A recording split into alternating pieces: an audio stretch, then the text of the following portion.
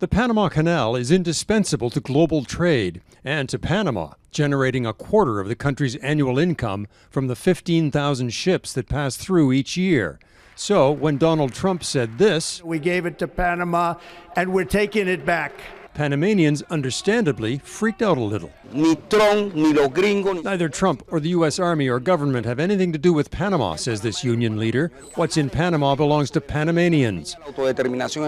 That's not how some Americans see it. What you're finding with President Trump is a long-held belief that the Panama Canal should have never been tendered to Panama. It's complicated. More than 100 years ago, U.S. businesses wanted a canal to save time and money on shipping between the Atlantic and Pacific.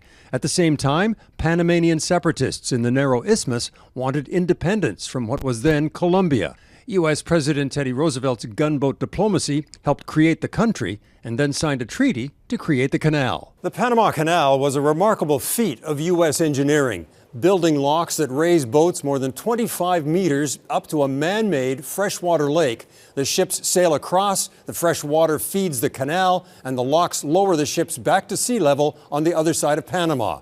A 10-hour trip that used to take weeks around South America. The Americans also created the U.S.-controlled Panama Canal Zone, 80 kilometers along the entire route and 8 kilometers on either side of the canal that Panamanians had no access to. Panamanians resented it. Protests and riots led to a new treaty signed in 1977 to turn the canal over to Panama in 1999.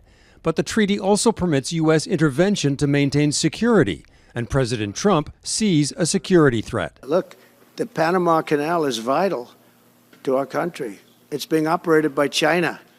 China. That is not true. Only Panamanians operate the canal by law. Some Panamanians worry that the U.S. military will invade, as it did 35 years ago to depose dictator Manuel Noriega. Panama's president was asked this week about an invasion. Be serious, be serious. Jose Raul Mulino dismissed the threats. In recent years, Panama has spent billions on its own to expand the waterway. But the U.S. has a long history with the canal, and it's not clear what exactly Donald Trump has in mind when he says he wants to take it back.